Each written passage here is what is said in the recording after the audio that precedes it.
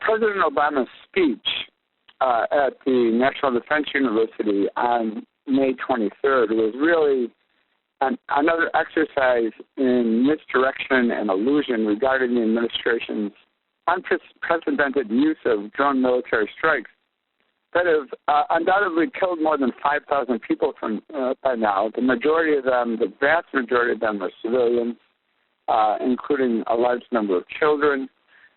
And under pressure from a growing international grassroots protest movement that's demanding not only the end of the drone strikes, but also the closure of the Guantanamo Torture Center, which is what it should rightly be called, and other violations of civil liberties, civil rights, human rights by the Obama administration, the president gave the speech.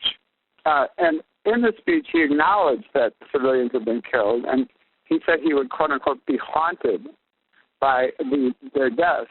But he also made it clear that the intention of the United States government and his administration is to continue these targeted assassinations, murder by drone, as we call it.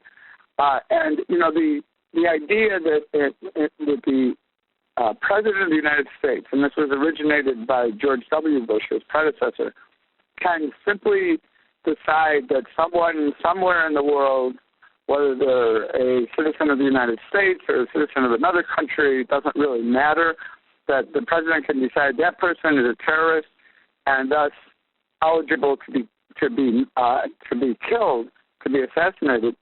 And this has no place under international law. It's a violation of all international law. It's a violation of U.S. law that's going to war against countries that the United States, making war on countries the United States is not at war with. And it's an inhuman, brutal, and terrible policy. But I think that that's what we got from President Obama was a response to the growing pressure on him to stop this and the other violations of people's rights and lives. But we will have to continue to keep the pressure up. The A.N.S.W.E.R Coalition and many other organizations are calling for a closure of Guantanamo, an end to the drone warfare, an end to the surveillance and spying on people that's become so widespread. But it'll only be the pressure of the people, the people's movement, that will be able to succeed.